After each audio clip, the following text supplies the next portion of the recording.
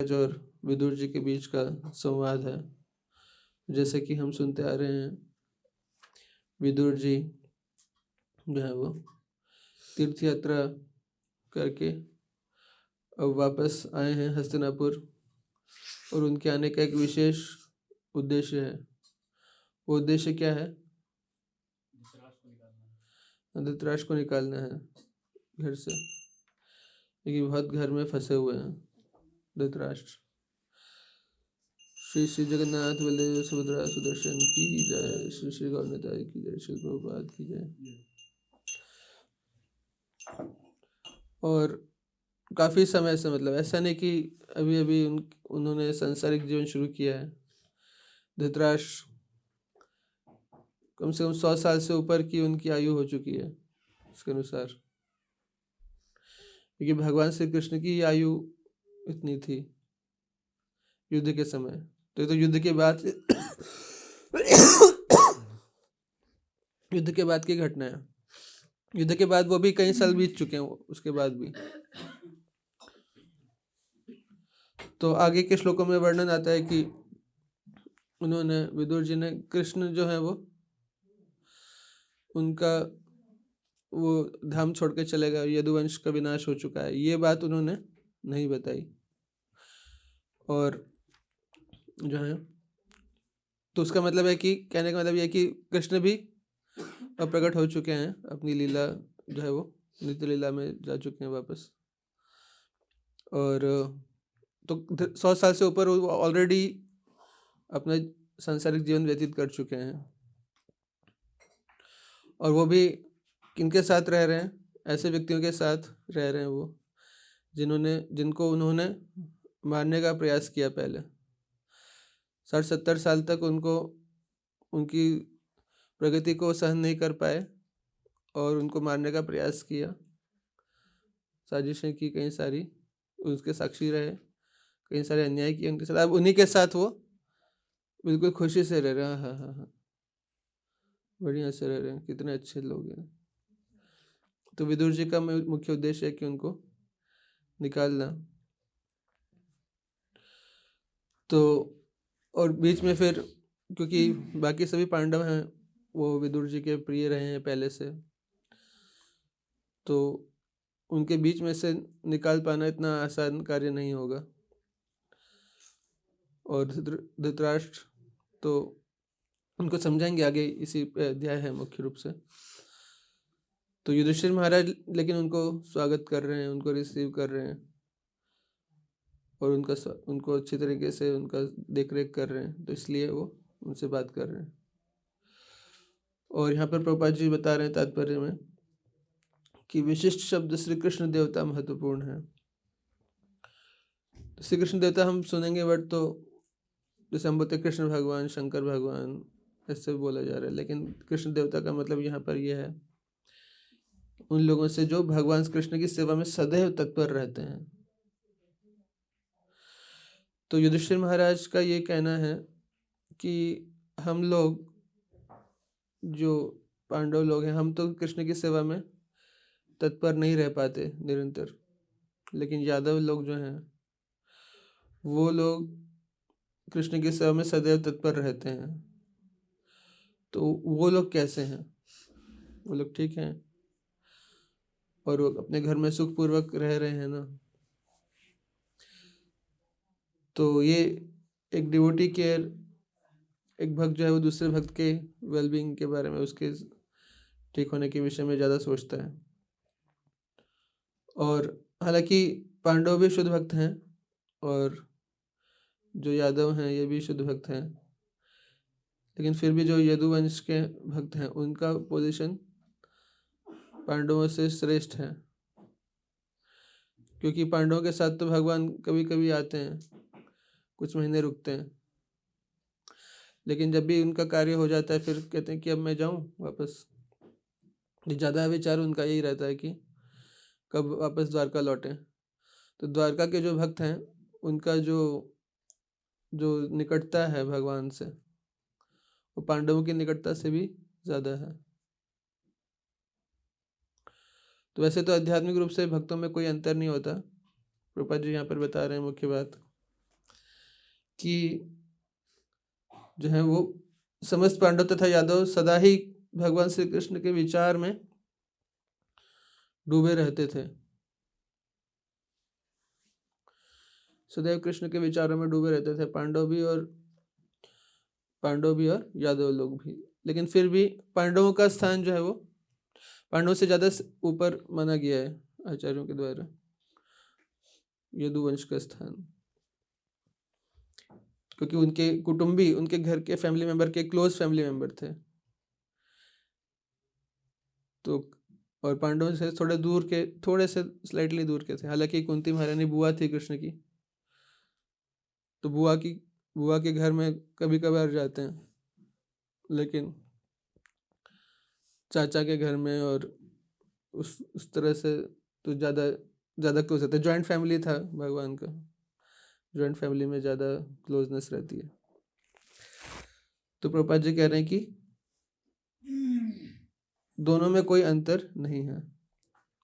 दूसरा प्रभुपाद जी बता रहे हैं कि विदुर जी ने भी घर त्याग किया था भगवान की सेवा के लिए, और पांडव लोग जो है वो उन्होंने गृह त्याग नहीं किया था, वो घर में ही रहते थे, तो उन्होंने कोई घर त्याग नहीं किया, लेकिन वो भी भगवान कृष्ण के विचारों में डूबे रहते। तो मेन चीज है भगवान के विचारों में डूबे रहना, विचार जिसका चिंतन करते हैं, ये सबसे महत्वपूर्ण है। आप कहीं पे हैं, अगर आप घर त्याग दिए और विचार घर का ही कर रहे हैं, ये भी एक कैटेगरी होता है लोगों का। घर त्याग देते हैं और सोचते रहते हैं घर के बारे में, ऐसा हुआ वैसा हुआ, जिंदगी के सफर में गुजर जाते हैं, वो फिर नहीं आते, ये सब सोचते रहते हैं। तो ये सोचने का क्या क्या फायदा है? इससे तो अच्छा घर में ही रहो, है कि नहीं? इससे तो अच्छा घर में ही रहो। घर में रह के कम से कम ये सोचो कि हम बाहर कब जाएंगे, कब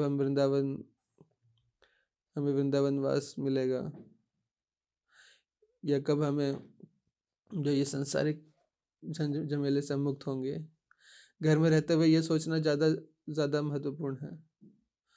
वो जैसे कि घर त्याग दिया मजबूरी में या दिखावे के चक्कर में, प्रेशर में आके, और फिर सोच रहे हैं कि यार वो भी क्या दिन थे, है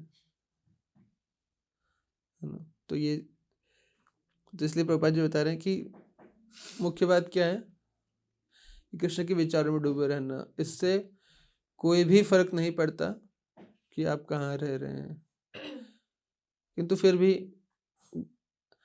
जहाँ पे आप रह रहे हैं वहाँ के आसपास का वातावरण का असर तो पड़ता है। तो मंदिर में रहते हुए मंदिर में रेगुलर विजिट करते हैं, मंदिर में रहकर भगवान का चिंतन हो, ये संभावना ज़्यादा है। क्योंकि आप मंदिर में रहते हैं अगर, तो देखेंगे हमेशा 24 घंटे मतलब काफ़ी ज़्यादा कीर्तन की आवाज़ आती रहती है, भक्तों का दर्शन होता है, धोती कुर्ता तिलक हमेशा दिखता रहता है कि नहीं? भगवान का दर्शन हम कर सकते हैं कभी भी, आते जाते भगवान दिखते रहते हैं। तो जो दिखता है ज़्यादा वही मन में रहने की संभावना ज़्यादा होती है। तो मंदिर का वातावरण जो है ये काफ़ी अनुकूल है भगवान का चिंतन करने के लिए।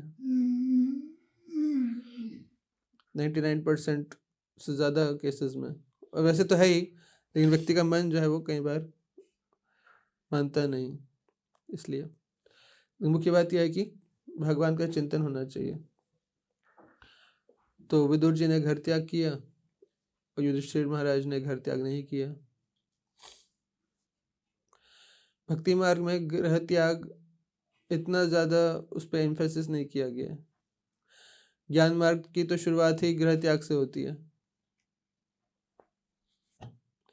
निष्काम कर्म योग के मार्ग पे घर में रहते हैं, लेकिन ज्ञान मार्ग शंकराचार्य कहते हैं कि संन्यास लो पहले, उसके बाद बात करना।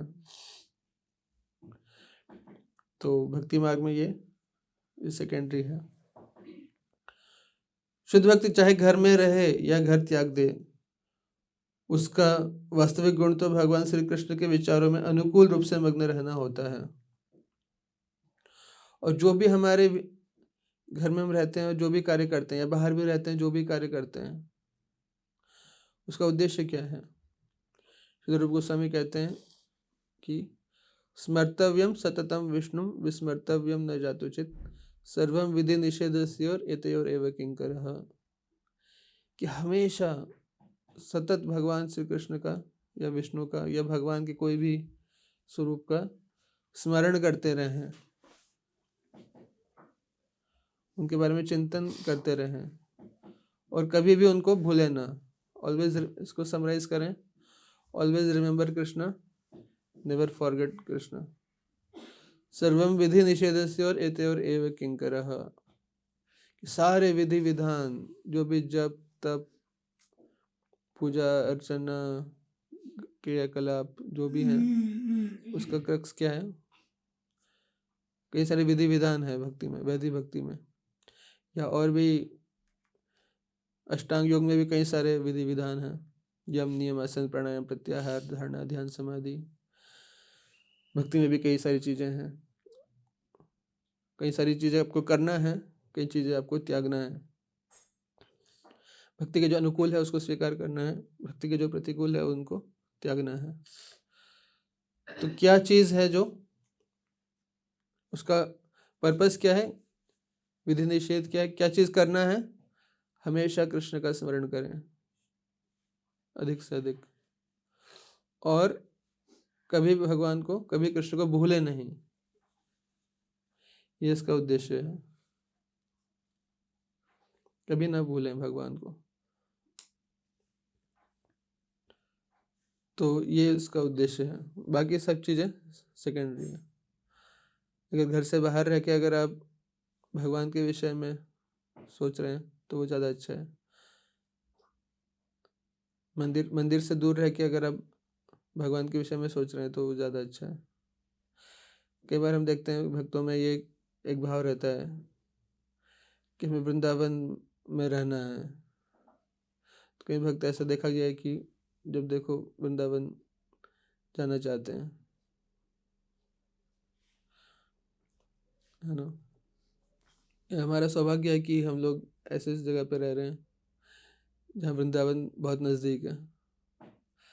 बाकी वृंदावन के बारे में सुना रहता है लोगों ने, लेकिन यहाँ पर इस क्षेत्र में उत्तर भारत में ज़्यादा वृंदावन का ज़्यादा फेमस है और नज़दीक भी है। रुद्रपुर में तो फिर भी काफ़ी दूर है वृंदावन, 6-7 घंटे लग जाते हैं, लेकिन दिल्ली गाज़ियाबाद यहाँ से तो बहुत निकट है। तो जब भी मन किया गाड़ी उठाइए, 2 घंटे में वृंदावन पहुँच जाइए, ना बढ़िया है। तो ये हमारा सौभाग्य है और वृंदावन धाम जाना भी चाहिए। धाम जाने से भक्ति में आगे प्रगति होती है। लेकिन कई बार भक्त लोग जो हैं वो ऐसा देखा जाता है कि बहुत ज़्यादा उनके अंदर एक ये रहता है, वृंदावन जाओ। तो लेकिन वृंदावन धाम में जाने से अच्छा होता है, लेकिन आचार्य बताते हैं कि यहाँ पे 3-4 दिन से ज़्यादा ऐसे नहीं रहना चाहिए अनलेस आपकी कोई पर्टिकुलर सेवा हो, क्योंकि वृंदावन धाम में अपराध भी हो सकता है, अपराध भी होता है, अपराध हो जाता है वृंदावन धाम में। अगर वहाँ पर रह के अगर भक्ति के अलावा कार्य करेंगे तो जितना वहाँ पे रहने से वहाँ पे जितना लाभ होता है उतना ही वहाँ पे रह के अपराध करने से नुकसान भी हो जाता है।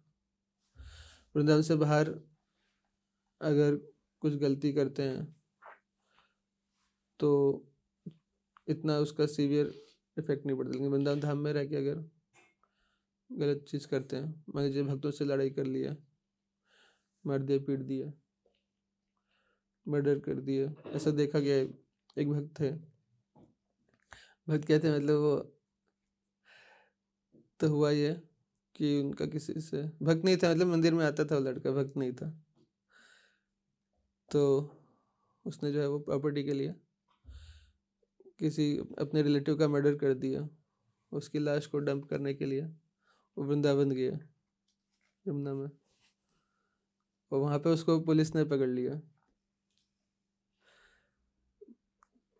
तो एनीवे पॉइंट ये था लेकिन कि धाम में जाके अगर हम भगवान का सेवा ना करें और अपराध कर दें तो उसका दंड भी मिलता है।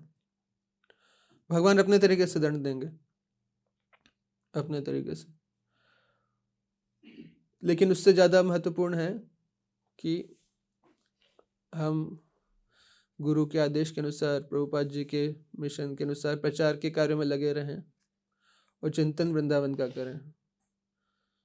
वृंदावन में रह के अगर हम ये सोचते हैं कि अरे बाहर ये हमने ये छोड़ दिया, वो छोड़ दिया, वो कैसा था, ये कैसा था, वहाँ पे अच्छा था, यहाँ पे अच्छा था, और कृष्ण पे फोकस नहीं कर रहे हैं, तो उससे बेटर है कि वृंदावन से बाहर रहें लेकिन चिंतन करें वृंदावन का कि कब हमें है रिबो श्री वृंदावन, ये सोचना ज़्यादा जरूरी है। और व्यवहारिक रूप से भी देखा जाए तो अगर मान लीजिए जितने इस्कॉन के भक्त बन रहे हैं सबके सब अगर वृंदावन पहुंच जाएंगे तो वृंदावन इतना ज़्यादा वहाँ पे भी क्राउड हो गया है, बहुत ज़्यादा। वृंदावन में तो पता ही नहीं चलता है, दिल्ली जैसे ही हो गया काफ़ी कुछ, जो बड़ी बड़ी ऊंची ऊंची अट्टालिकाएँ हैं, बिल्डिंगें हैं। एक बिल्डिंग में हम रुके, बहुत ऊंची बिल्डिंग थी, वहाँ से मैंने नीचे देखा तो वहाँ पे शादी की पार्टी चल रही थी और सारे गाने वहाँ बज रहे थे दुनिया भर के। लगी नहीं रहा था कि वृंदावन में, बहुत सोचना पड़ा हम वृंदावन में हैं।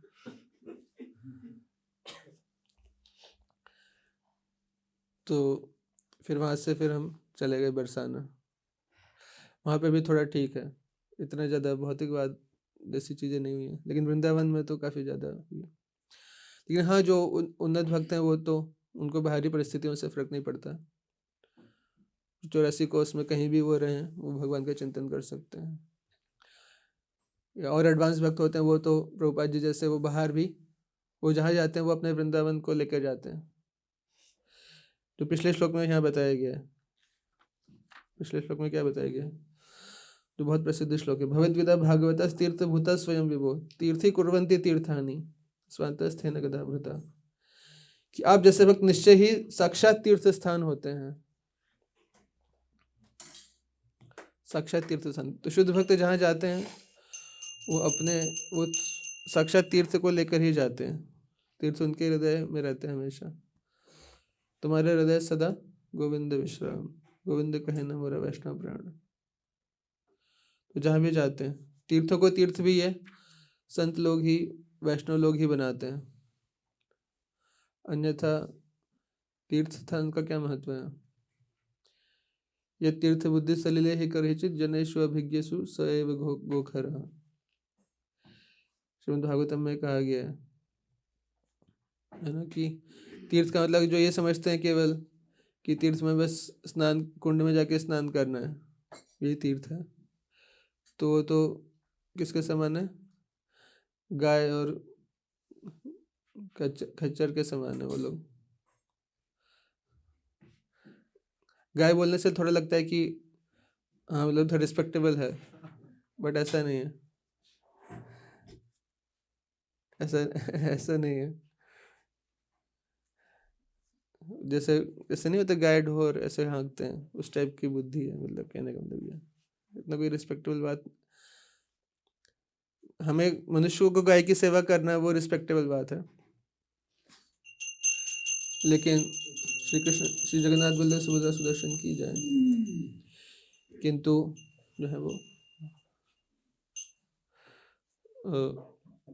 कलयुग में विशेष रूप से वैसे भी गायों की स्थिति इतनी अच्छी नहीं है। भगवान श्री कृष्ण की गाय हो तो अच्छी बात है।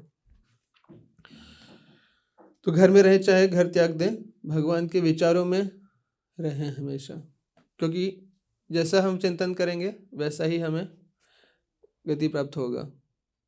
यम यम वापि स्मरण भावम त्यजन्त्यन्ते कलेवरम तम तमेवैति कौन्तेय सदा तद्भाव भावित। मृत्यु के समय जैसे भाव का चिंतन करेंगे वैसा ही अगला शरीर प्राप्त होगा। इसलिए गीता में भगवान कहते हैं कि अंतकाले च मामेव स्मरण मुक्त्वा कलेवरम यह प्रयाति समद्भावम याति नास्ति तत्र संशय। तो अंतकाल में क्या करना है? मेरा स्मरण करते हुए, मतलब भगवान का स्मरण करते हुए शरीर को त्यागना है। तो फिर भगवान का भाव प्राप्त होगा अंतकाल में।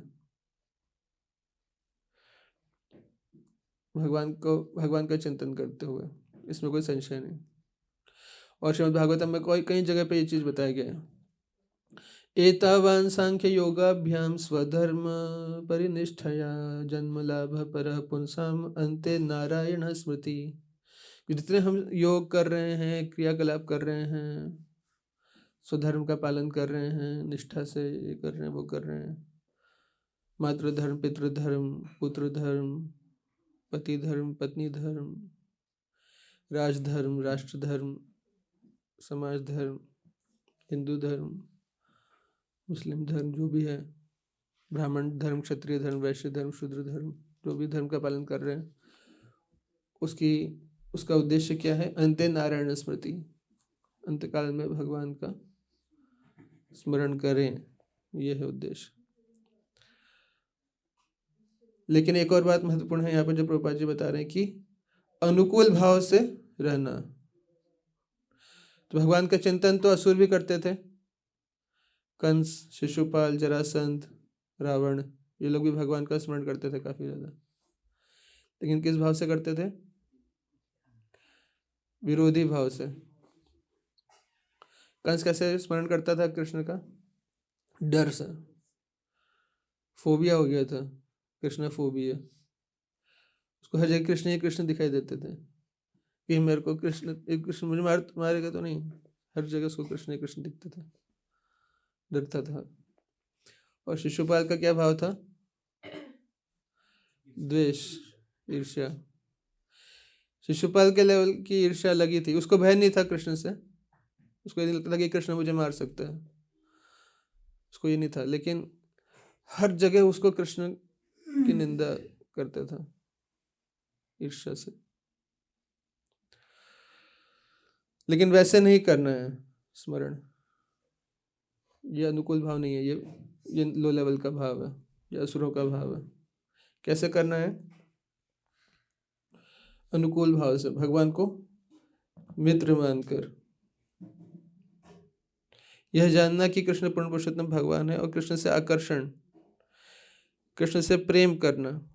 जैसे यशोदा माता कृष्ण को अपना बालक मानती है, अपना पुत्र मानती है, उनसे इतना ज़्यादा प्रेम करती है कि और कुछ उनके विचार में आता ही नहीं। हमेशा उनका थॉट यही रहता है, उनका विचार ये रहता है कि कृष्ण की कैसे सेवा करें, कैसे कृष्ण को उनके देख रेख करें, उनको कष्ट ना हो किसी प्रकार का। उसी तरह से गोपियाँ जो है वो अपने प्रियतम के रूप में, अपने पति के रूप में प्राप्त करना चाहते हैं। और उसी तरीके से उनके सखा जो हैं वो किस तरह से चाहते हैं? उनके मित्र रूप में चाहते हैं।